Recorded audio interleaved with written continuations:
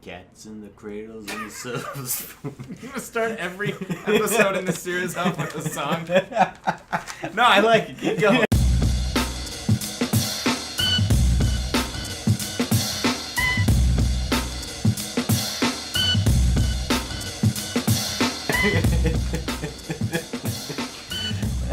So we were talking about Anunnaki, but that led into a question. Because we were talking about the stuff that the Sumerian tablets and the what'd you call them? Cliniforms? Cuneiforms. Cuneiforms. Yes. I was close. Kaleidoscopes. Kaleidoscopes, man. So the fucking yes. structures. Structures. Monoliths? Right. Yes. Yes. Monoliths. Monoliths. Like they don't these tablets they talk about they talk about the solar system, they talk about the gods themselves, they talk about all this stuff, but they don't talk about why the Pyramid of Giza is there, why those little Maui heads are there. Why that's what it is, not the Papa Don't Preach heads. Easter Island? Easter Island, Maui heads. I'm calling them the Maui heads. Yeah. Wow. Taj Maori heads. All the Island Pacificers are just pissed at you right now. Is it not the Maui heads? No. Okay. I was trying to think of it. Stonehenge, your favorite. Stonehenge is my favorite. So.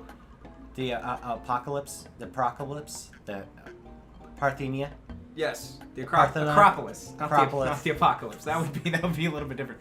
But no, you had Machu Picchu. You had a theory, didn't you? Because this is all pure speculation at this point when it comes to because we can't discount the stories that are told on the cuneiforms. Well, I think because those are there, right? Yes. But when it comes to the structures, those monoliths, those huge, humongous. That's not a word. Ginormous. That's closer.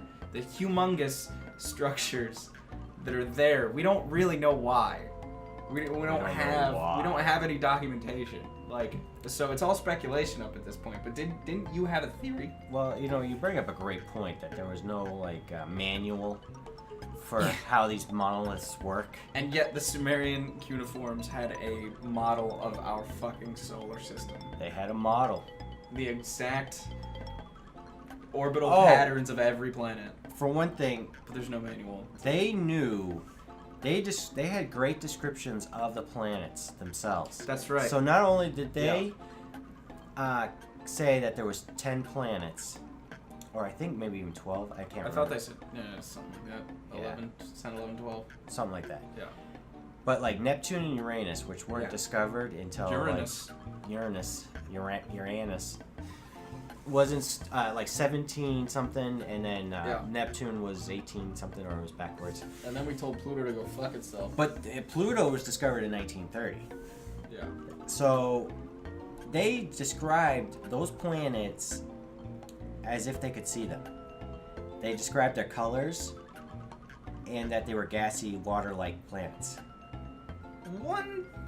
It makes me wonder. Now this is just again pure speculation. Yes. But if we took all of the artificial light that we have, right, and you took all that away, if you looked up in the night sky, do you think you'd be able to see the planets?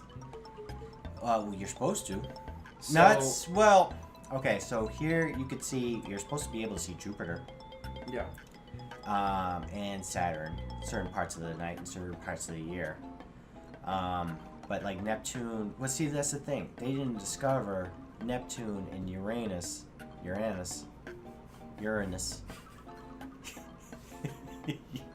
I grew up saying Uranus, so that's. I bet you did. Yeah, I did. Oh jeez, I'm scared. Scared? Don't be scared. So, but just continue. Sure. Oh, also with the 10 planets, 12 planets, I think see, this is the screwed up part. Like, some people say, well, the moon was a planet, the sun was a planet. It's like, well, all right, was it really? Is that really what they were saying? But anyways, to your point, on a clear night black sky with thousands of billions of stars, maybe the light coming into our eyes, we would be able to see it. But the fact that we hadn't discovered it for thousands of years, that kind of would say something, I think. Yeah. Because I think we would have noticed it. I mean, but yeah, a little sooner than that. But more to your point too, though, they like the detail in which these things were described. Yes. Is not something you could gather from seeing a tiny little blue ball in the sky. You wouldn't be able to tell what the surface of it was, the atmosphere of it, the vibrancy of the. It's very strange how accurate they were. Very, very strange. That's all there is. That's all there is. So apparently, So even there was like a planet. Okay, so Uranus. I said it right this time. Apparently, it had like a collision with something, and so like it has like some kind of mark on it, and that's something else that was described in the whole thing. Anyways, lots of great detail here, but yeah. So moving on. All right, so like these monoliths, right? Yeah. Let's get back to the monoliths. So the monoliths, right? For one thing, the Pyramid of Giza, right? It doesn't have any artwork on it whatsoever. Yeah. And it is basically engineered sound, as in like it took an engineer obviously an engineer built it, right? I mean, obviously somebody has to engineer the creation of all buildings and large monoliths, but it wasn't used to worship a pharaoh. Yeah. That's pretty clear. Well, because they say, what is it? The other pyramids are supposed to be tombs. Well, that's the thing. There's no tomb. There's no carcass. Yeah. There's no mummy. There's no carcass in a sarcophagus. There's no daddy either. Sarcophagus. Sarcophagus. You're close. Yeah. There's no carcass in the sarcophagus. There's no sarcophagus. There's no sarcophagus. No caca. No caca in this. No. And there's no artwork. Like in the other ones, in the other god-like places, that was all the artwork. Yeah. And just like the sheer ability to build these structures and stuff like that. Another thing was like people were always like, well, they used, they used tree trunks to like roll these massive stones. Oh. Is that the method? That was the method, right? But like in Egypt, right? Jesus, you have done a lot of research on But like in Egypt, all you had were these date trees that I guess are very soft. Oh. Alright, so maybe there was a harder tree and they just got completely wiped out because they just cut all those trees down. And then burned them for like heat or fire. For some fun. For light. Yeah. For their sacrifices, their burnt sacrifices. On the altars. They would make altars out of them probably. Yeah. And they would have burnt sacrifices and stuff like that. Interesting. But if you think about it, right? Like all of that stuff. So you say that the Anunnaki came down, right? And they were having these great wars, right? And they were having them all over the world. And you would think that like that's like why so many early human beings had like all these kind of myths, right? And they had all these myths from all over the world, like the Norwegians with their Thor. All the different mythologies that are kind of similar but very different. Yes. Or not kind of similar but distinct. Distinct, yeah. And so you like might hair have metal bands. Like hair They're metal all similar but a little bit different. A little bit different. Pretty much the same song, but yeah. And that was it because they had these fighting factions probably. Yeah. And you were probably you were like cheering for the home team. So Thor's on your side, right? And of course, everybody against him is, the bad guy. But the bad guy is probably the good guy for, South Americans, or the Incas or something, or the Mayans. The home away team, It's blowing my mind to think of all the gods fight. Like, there's a game called Smite where that's essentially the premise. So, to the Pyramid of Giza, though. Oh, you want to get back to that? What is the point of it? You've done some theorizing. I feel like we talked about this in a previous pod, but did we? I can't remember. Okay. Well, all right. I'll rehash it. Okay. Basically, they're first of all, there's the three pyramids there, right? They line up. Yep. Exactly like the 3 stars on Orion's belt. Well, that's sketch. That's also, and not only do they line up, but it's also like the coordinates of where it is on our planet line up with the way the Orion's belt is in the sky. So that's the other thing. And then when you're looking at when you get into the big giant pyramid, right? And there's like observation room, and it has like 2 or 3 slats. Yeah. That like shoot out in the openings, and so like you can see the stars at like a certain solstice or something like that. I don't really remember this part, but okay. But anyway, so it's like it could be an observation room for certain things. Also, the thing that you want me to talk about is that it could also be a power plant. There we go. Because back in the day, the Nile River was a lot closer to the 3 pyramids. And it was a lot more, it wasn't just desert, there was a lot more rain and water and all of that in the area. And the idea is that there was tunnels underneath the pyramids, right? And then, so water, for all you people who don't know, is that it is a very good conductive for electricity. Facts with Mike. Yeah. This might be the only fact I have. Obvious facts with Mike. You're getting your own jingle. Oh, great.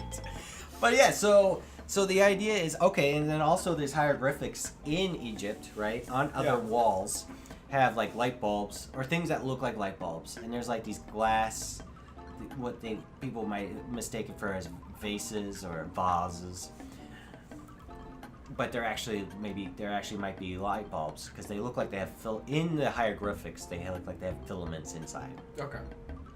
And so the pyramid could have acted as like a conductor with electricity, with the water being the concurrent that would, who knows what they use that power for? Maybe they just used it to light up street lamps.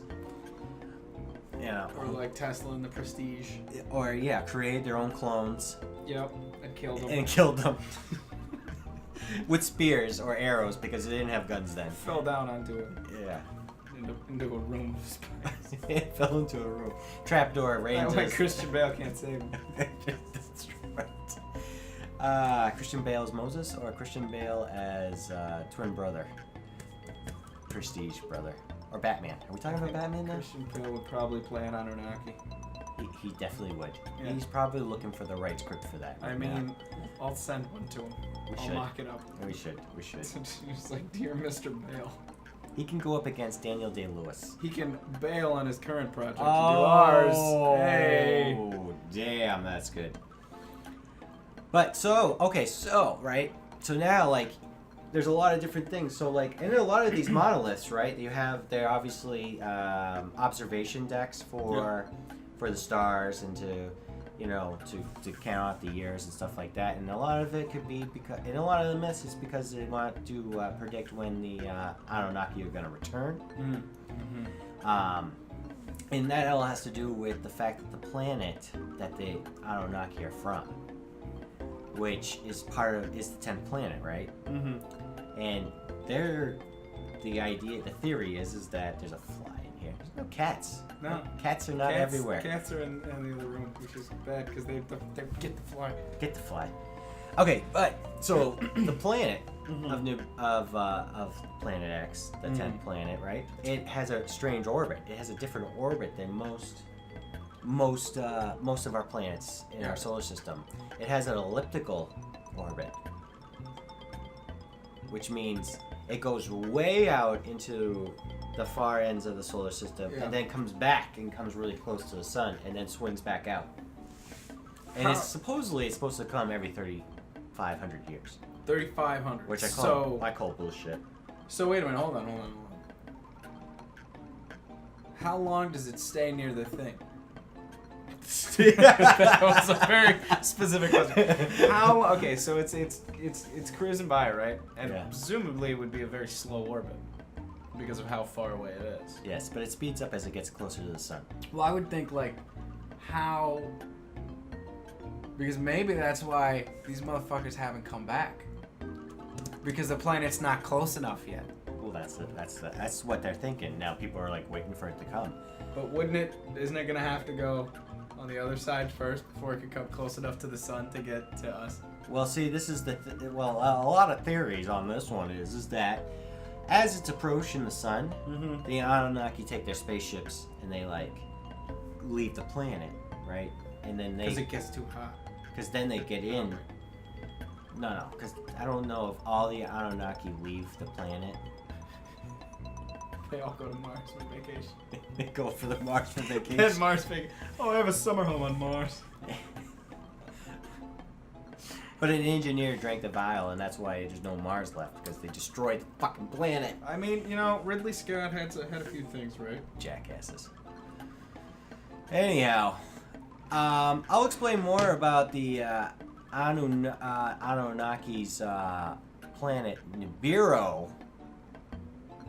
Are we doing it next time? In a third party. Are we doing it next time? Third part.